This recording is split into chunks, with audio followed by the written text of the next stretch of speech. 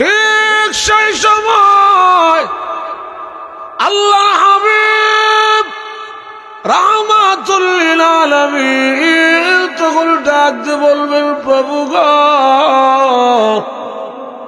আল্লাহ আদম বাবা হইয়া তার সন্তানের দায়িত্ব ছেড়ে দিয়েছে, আমি পারলাম না গো, নবী হইয়া আমি আমার উম্মতের দায়িত্ব ছেড়ে দিতে পারলাম না।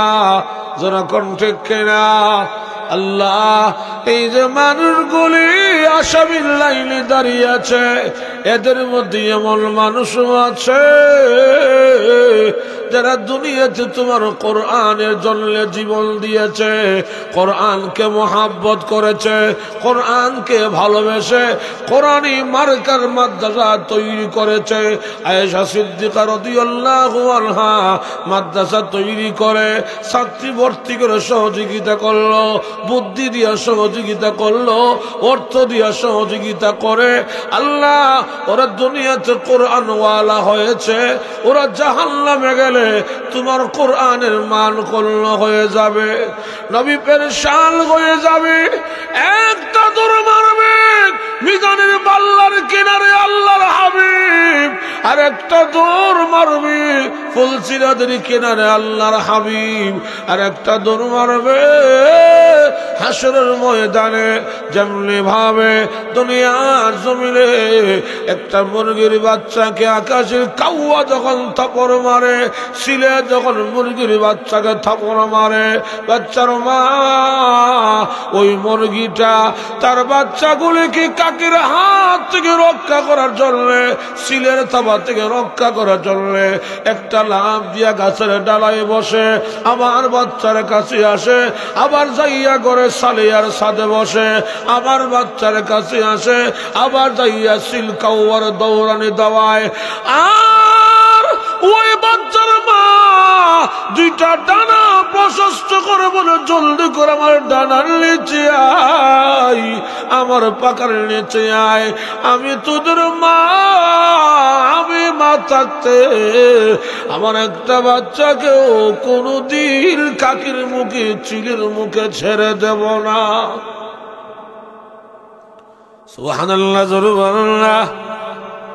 ঠিক তেমনি ভাবে কিয়ামতের কঠিন ময়দানে আল্লাহর হাবিব রাহমাতুল লিল আলামিন গুনাহগারতে উম্মতদেরকে জাহান্নামের আগুন থেকে মুক্ত করার জন্য নবী যখন বাচ্চাওয়ালা মুরগির মতো উড়ালতে আরম্ভ করবে, আল্লাহ রাব্বুল আলামিন ডাক দিয়ে বলবেন, নবী গো,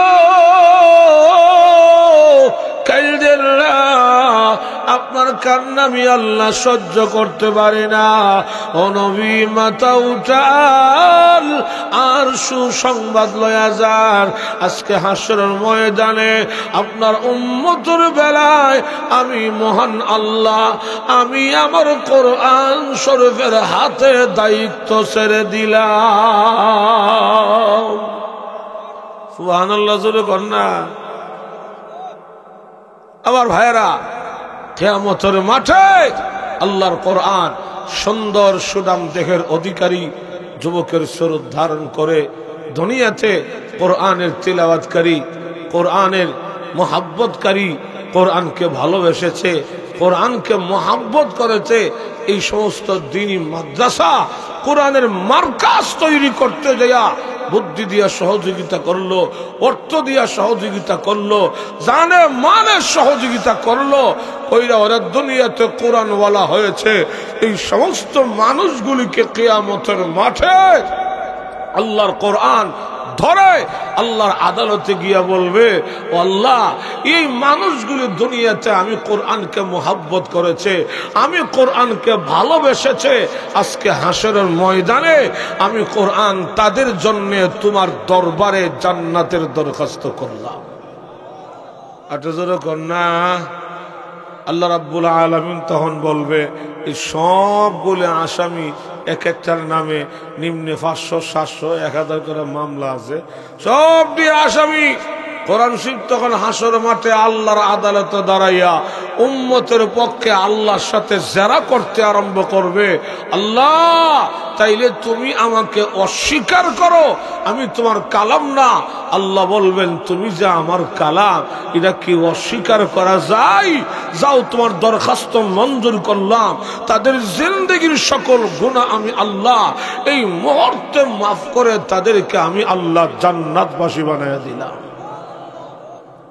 এজন্য আল্লাহ আমার তিলাওয়াতকৃত আয়াতে বলেন, ইন্না আরাদনাল আমানাতা আলাস সামাওয়াতি ওয়াল والأرض والجبال فأبين أن يحملنها وأشفقن منها وحملها الإنسان।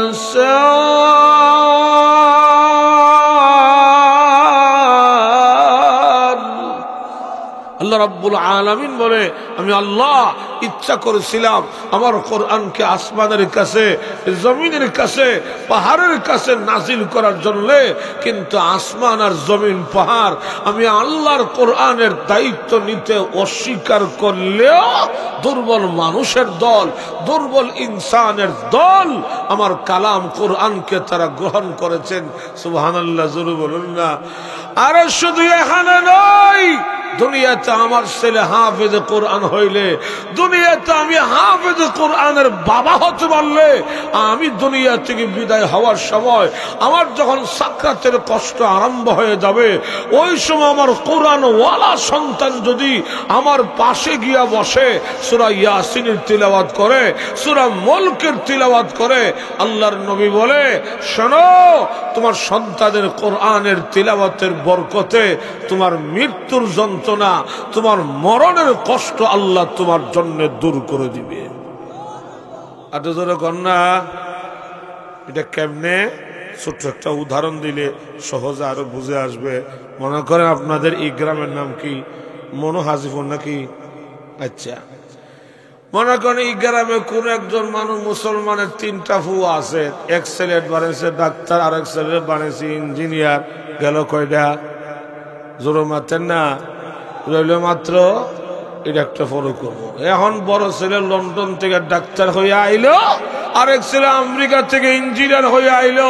ডাক্তার সাহেব, ইঞ্জিনিয়ার সাহেব দেশে আইসা নাজিল হইল, দামি দামি চাকরি হইল, বেতন মাসে নিম্নে 1 লাখ টাকা, বিভিন্ন দিকে ঘুরা গেরা 2 লাখ টাকা, বিভিন্ন দিক বুঝেন তো আপনারা। যেহেতু বাংলাদেশে থাকেন, বুঝার তো কথা কই না রে, এজন্য কন্যা ঠিক নি। এখন 2 ছেলে যদি মাসে 2 লাখ করে পায়, ওই 4 লাখ আগের পুরানা বাড়িঘর সব ভাঙ্গা 5 তলা ফাউন্ডেশন দিয়া বাড়ির কাজটা স্টার্ট করলো। এরপরে নিচতলা কমপ্লিট, ফ্লোরও লাগাইছে বিদেশি মার্বেল পাথর, এরপরে বাথরুমও লাগাইছে বিদেশি মার্বেল পাথর, আবার হাই কমোড লাগাইছে। চিনেন না হাই কমোড? হ্যাঁ, এমনি চেয়ার মতো বয়ে কামরা সারে, কথা কই না রে বেটা। আগে বাঁশের লেট্রিনে পায়খানা করছে, আগে দেখছেন নি বাঁশের লেট্রিন? শুরু সময় এক বাসে গিয়া বইতাম, আরেক বাসে গিয়া দইরা কল্লারা নোয়া, ঠিক না? কথা কই না রে। এখন হাইকমার বাথরুম, এসিওয়ালা বাড়ি, বস কার, খাদেম খুদ্দাম, চাকর চাকরানি, সুখ শান্তির কোন শেষ নাই, যেরকম ঠিক কিনা? কিন্তু আপনারা কি বলেন, একদিন আজরাইলের হাতে ধরা পড়তে হবে কি হবে না? জোরে মাছেন না। আজরাইল কয়টি চাকরি সময় লেগে বাসিটা ফুটব, দুনিয়ার জিন্দগির হায়াত যখন শেষ, আজরাইল সামনে গিয়া কয়, আসসালামু আলাইকুম। ওয়ালাইকুম সালাম। তুমি কেডা?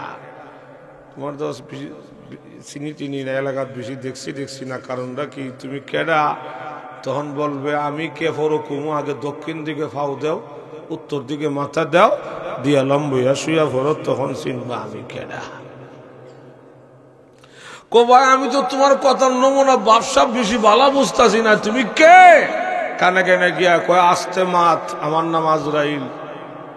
যে শুনছে আজরাইল এক চিৎকার দিয়ে অজ্ঞান হইয়া মারিত পড়ে গেছে গা। চাচা কেমনে মরছে? কই স্ট্রোক করছে। ভাই সাহেব কেমনে বললো? কো হাই প্রেশার। দাদা কেমনে বললো? Low pressure. চাচা কেমনে মারা গেল? কো ডায়াবেটিস বাড়ছে। এটা আসলে কিচ্ছু না, তার মরণের সময় হয়েছে। কথা কই না রে। এখন আজরাইলের দর্শে সিবা দিয়া ছেলে একজন বড় ডাক্তার, এই দেশের সর্বোচ্চ চিকিৎসা করবে। আপনারা কি কন? এক ছেলের ডাক্তার সর্বোচ্চ চিকিৎসা করবে, আজরাইলের হাত থেকে রক্ষা করতে পারবে তো? জোরে মাতেন না। আরেক ছেলে ইঞ্জিনিয়ার সাহেব বলবে টাকা যা লাগবে আমি আছি, আমার বাবারে সিঙ্গাপুর লয়া যাও। আজরাইল তখন কইবার লয়া যাস না সিঙ্গাপুর, আমি তোর আগে সিঙ্গাপুরে গেট খাড়া আছি। আমার ভিসা লাগতো না, পাসপোর্ট লাগতো না, ইমার্জেন্সি টিকিট লাগতো না, লয়া যা সিঙ্গাপুর।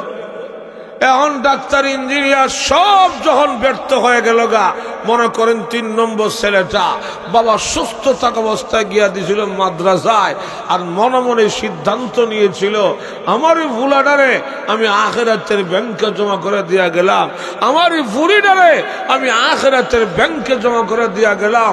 এখন ছেলে মাদ্রাসায় ভর্তি হইয়া অল্প দিনের ভিতরে হাফেজে কোরআন 30 পারা কোরআন সে তার সিনার মধ্যে জমা করছে। এখন সে হাফিজ সাহেব। আপনারা কি কর? হাফিজ সাহেবের দাম আছে তো? জোরে মাতেন না। আমরা তো মনে করি হাফিজ সাহেবের কি দাম, বেটা মুয়াজ্জিন করবো, সুবিনা করবো, দাওয়াত খাইবো, এটা বুঝে হাফিজ সাহেবের কাম। আরে না না, একজন হাফিজে কোরআনের দাম কত? কিয়ামতের। আচ্ছা ঠিক আছে।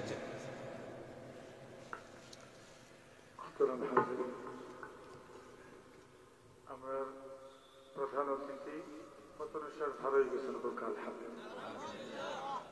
আপনারা আসেন তো? আমরা খালি বারবার দিকে মানুষ আছেন, মানুষ আছেন। আজকের বাংলাদেশের বিশেষ করে আমরা সিলেট বিভাগের সব মাহফিল অবস্থা হলাম যে মানুষ নাই, লেগে যেই রকম মানুষ আছে। আমরা তো এখান গর্বের সাথে হইতে পারবো যে আমরা হলে এখনো আছি। আলহামদুলিল্লাহ। আমি বলছি তশিবান্তা আর রাজীবপুর হিসাবে। কেন? আল্লাহর রাসূল হাদিসে বলেছেন মান সাল্লা আলাইয়া ইনদা কবরি সামিয়তুহু। আল্লাহর রাসূল বলে আমার রওজার পাশে গিয়া দাঁড়াইয়া আমাকে যখন কেউ সালাম দেয়, আমি নবী উম্মতের সালাম নিজ কানে শুনি। সুবহানাল্লাহ, জোরে বলুন না। আচ্ছা, শুনে যখন জিন্দা না মুর্দা? আরে শুনে যখন জিন্দা না মুর্দা? যেই নবীর রওজাতে সশরীরে জিন্দা, যেই নবীর রওজার মাটির মর্যাদা খোদার আরশের চাইতে আরো দামি, আরো সম্মানী, ওই নবীর রওজায়, ওই রসুলের মাজারে মৌলভীবাজার জেলার যত হাজি হজ করতে গেছে মদিনা শরীফে রসুলের রওজায়, আচ্ছা কয়জন হাজি একটা করে মহিষ লয়ে গেছিল? হাসো তো জোরো কর না। গরু, খাসি, মুরগি বাচ্চা, আগরবাতি, মোমবাতি, মান্নতের হাদিয়া, ঢুল ডাক্কর, উরুস, গাঞ্জার কলগি, কিচ্ছু নাই। তাইলে রসুলের রওজায় যদি কিছু না থাকে, যেই রসুলের রওজা দুনিয়াতে সবচেয়ে শ্রেষ্ঠ দামি মাজার, যেই রসুল্লাহ রওজাতে শরীরে জিন্দা, সেখানে কোনো উরুস নাই, সেখানে কোনো মান্নত নাই, সেখানে কোনো খাসি নাই, কোনো গরু নাই, কোনো মহিষ নাই, গাঞ্জার কুলহি নাই। বাংলাদেশে কেন? ভণ্ডামি ছাড়ার কিছুই নয়। যেরকম ঠিক না। এখন দেখুন, লক্ষ্য করে পীর আউলিয়ারা বলবে আল্লাহ মুরিদ লাগতো না, আমাকে বাঁচাও। সমস্ত নবীরা বলবে আল্লাহ উম্মত লাগতো না, আমাকে বাঁচাও। যেরকম ঠিক না। আল্লাহ দেখেন, জিবরাইল আলাইহিস সালাতু ওয়াস সালাম পর্যন্ত আতঙ্কিত হইয়া আল্লাহর আরশের ফিলারে দইরা সিজদাত করে কইব, আল্লাহ ও আজকে হাসরের ময়দানে আমি জিবরাইল পর্যন্ত তোমার কঠিন আযাব আর গজব থেকে পানা চাই। আল্লাহ নিজে বলেন, ইয়াউমা ইয়াকুমুর রূহু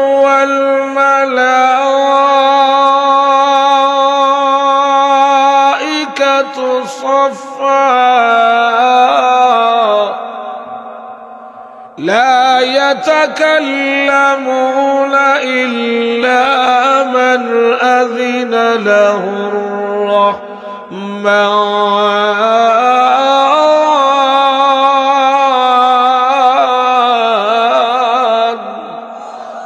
আল্লাহ রাব্বুল আলামিন বলবে জিবরাইল, ইসরাফিল, মিকাইল, আজরাইল সব গিয়া লাইনে দাঁড়াও, আমি আল্লাহর অর্ডার ছাড়া কেউ কোনো কথা বলতে পারবে না, একদম খামোশ, কেউ কোনো আওয়াজ দিতে পারবে না। আমরা বৃদ্ধাশ্রম দেই না, ঠিক নেই? বাংলাদেশে যত বৃদ্ধাশ্রম আছে, কোন একটা বৃদ্ধাশ্রমে কোন হাফেজ আলেমের বাপ মাকে আপনি দেখাতে পারবেন না। তবে ইদানিং কিছু বাটফারি শুরু হয়ে গেছে, কইতাম নি এই বরকতের নামে হুজুর টেহা আমি তো বরকত আছে, এই বরকতের নাম দিয়া ফান্ড টেহা আছে ঠিক, কমিটির লোকেরা ইমাম সাহেব বেতন বাড়ায় না, ঠিক নেই? আপনারা ঠিক না কইলেও আমারটা ঠিক। ফান্ড ঠিক আছে, মসজিদ ইনকাম আছে, মাদ্রাসার ইনকাম আছে, কিন্তু বেতন বাড়ানোর কথা শুনলে কমিটির সভাপতি শরীরের মধ্যে অ্যালার্জি শুরু হয়ে যাগা। যখন ঠিক কিনা? হাসরের মাঠে বহুত মাদ্রাসা মসজিদের সভাপতি, সেক্রেটারি, ক্যাশিয়ার জালিমের কাতারে দাঁড়াবে। যখন ঠিক কিনা? আপনি একজন ইমামের মাথার মধ্যে পুরাটা আখিরাত আপনি সইপা দিয়া আপনি নামাজে দাঁড়াইলেন, পুরো আখিরাত তার মাথার মধ্যে দিয়া দিলেন। ইমাম সাহেব আপনার পুরো আখিরাতের দায়িত্ব নিতে পারলো, আর আপনি তার বউ বাচ্চা পরিবারের দায়িত্ব নিতে পারলেন না। আপনি কিসে সভাপতি মিয়া? কে বলছে আপনাকে সভাপতির দায়িত্ব নিতে? লজ্জা করে না আপনার? কে বলছে আপনি সেক্রেটারি হইতেন? এই জন্য সহি শুদ্ধ নামাজ, বিশুদ্ধ নামাজ যদি আপনি একজন আলেমের পিছনে পড়তে চান, তার পুরা দায়িত্ব আপনাকে নিতে হবে। এটা বেতন ভাত 10,000 টাকা মাসের শেষে বউ ফোন দিছে, ঘরে কিন্তু চাউল নাই। মা ফোন দিছে, বাবা রে আমার কিন্তু ওষুধ নাই, টাকা লাগবো। মাইয়া ফোন দিছে, বাবা আমার কিন্তু স্কুলে বেতন দিতে হবে। ছেলে ফোন দিছে, বাবা আমার কিন্তু প্রাইভেটে বেতন দিতে হবে। সব টেনশন মাথাতে ইমাম সাহেবকে দাঁড়াইছে মিম্বর, আল্লাহু আকবার, আলহামদুলিল্লাহি রাব্বিল আলামিন। এমনি মনে পড়ছে বউ ফোন দিছে, ঘরে চাউল নাই। আর রহমানির রহিম মালিকি ইয়াউমিদ্দিন। আবার মনে হয়েছে মা ফোন দিছে, ওষুধ নাই, টাকা শেষ। ছেলে ফোন দিছে, বাবা স্কুলে বেতন লাগবো। এই যে টেনশনকে ভিতর ঢুকছে, ইমাম সাহেব যদিও ওনার দেহ মিম্বর, মন গেল বাইক, যখন ঠিক না নামাজ হইব, হ্যাঁ ফাইজলামি ছেড়ে দেন, ফাইজলামি ছেড়ে দেন। এই বরকত নাম দিয়ে আলেমদেরকে ঠকাবেন না, ঠিক আছে তো ইনশাআল্লাহ? ও সবাই ঠিক কয় না। বরকতের নামে কোন আলেমকে ঠকাবেন না, যখন ঠিক না। আমার ভাইয়েরা, এখন দেখুন লক্ষ্য করে বলতেছিলাম, ওই যে এদেশের ওলামাই কেরামরা, আমরা বাত পাই না, এটা বল, বাত আমরা পাই না, না বাত আমরা খাই না, যখন ঠিক কিনা। শোনেন, বেতন যদি আমরা কম পাই, আলহামদুলিল্লাহ, মার্কেটের শ্রেষ্ঠ দামি কাপড়টা আমরা হুজুররা করি। বিশ্বাস না করলে স্টেজে আয়া দেখেন, যত হুজুর বই রিজারে কাপড়টি চেক করে দেখেন, আপনার থেকে 1000 গুণ দামি কাপড় আমরা হুজুরা পিন্ধাতে রেখেছে। যখন ঠিক না, মার্কেটের শ্রেষ্ঠ দামি 30-20টা আমরা বউরে পড়াই। এরপরে হুজুর আমার মাইয়া রে কিতা খাওয়াই, ধরু বেটা খাটাস। যখন ঠিক নেই। আমার ভাইয়েরা, এখন দেখুন লক্ষ্য করে, এখন এই অবস্থার মধ্যে ওই হাফিজ কোরআন ছেলে কয়জন না হয়েছিল? 8টা জন। হাফিজ সাহেবের মা এবং বাবা, দাদা দাদি, নানা নানি, শ্বশুর শাশুড়ি কয়জন হয়েছে?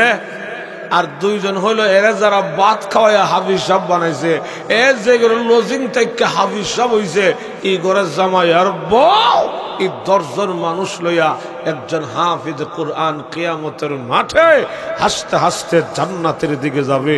সুবহানাল্লাহ, জোরে কন্যা। এটা শুধু হাফেজদের বেলায়, আর হক্কানে আলেমদের বেলা কোনো সংখ্যা নাই, কোন সংখ্যা নাই। 10 জন, 20 জন, 50, 100, 500, 1000, 10,000, 50,000, 1 লক্ষ, যার কোনো সংখ্যা নাই। কিয়ামতের মাঠে হাজারো হাজারো মানুষের বহর লইয়া হক্কানে আলেম পীর বুজুর্গরা হাসতে হাসতে জান্নাতের দিকে যাবে। যা আমার কথা না, আল্লাহ কোরআনে বলে, فادخلي في عبادي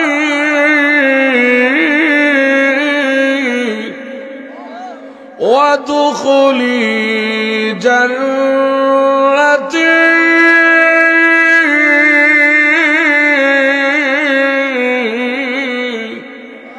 আল্লাহ রাব্বুল আলামিন বলেন, আমার প্রিয় বান্দাদের অন্তর্ভুক্ত হও, এর উপরে তোমরা জান্নাতে যাও। সুবহানাল্লাহ, জোরে বলুন না।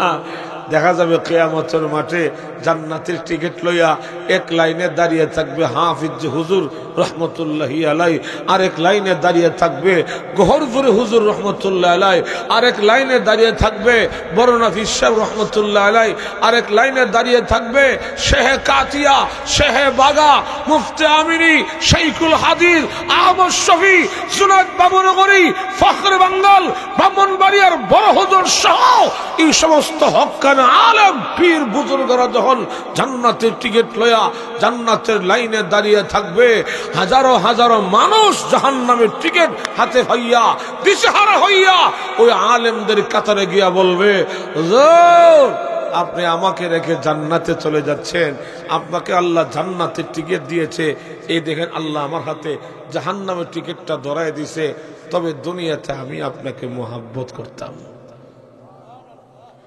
দুনিয়াতে আমি আপনাকে ভালোবাসতাম, এই সূত্রে একটু আল্লাহ কাছে কর না, আপনি কইলে কি তা আপনাকে গুতা মারবো, কর না একটু আল্লাহ কাছে। তখন বলবে, বেশি কথা কইস না, আমার ফিসে গাগুবাই থাক। সুবহানাল্লাহ, জোরে কর না। বেশি কথা কইস না, আমার পিছনে গিয়ে দাঁড়ায় থাক। আরেক দল গিয়া বলবে, হুজুর আমি আপনার মাদ্রাসার সাহায্য করছিলাম, একটু আল্লাহ কাছে কর না, আমি তো জাহান্নামের টিকিট পাইছি। তখন বলবে, আমার পিছে খাড়িয়ে থাক। আরেক দল গিয়া, হুজুর আমি তো আপনার মুরিদ ছিলাম, তখন বলবে, আমার পিছনে খাড়িয়ে থাক।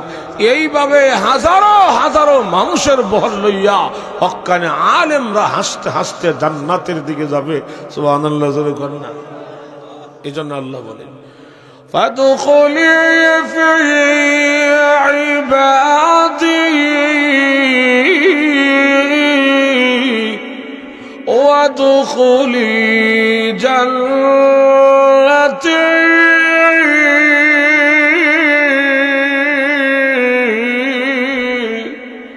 আল্লাহ রাব্বুল আলামিন বলেন, আমার প্রিয় বান্দাদের অন্তর্ভুক্ত হও, এরপরে তোমরা জান্নাতে যাও। যখন ঠিক কিনা ওই হাফিজ কোরআন ছেলে, আচ্ছা ঠিক, বাকি ইসলাম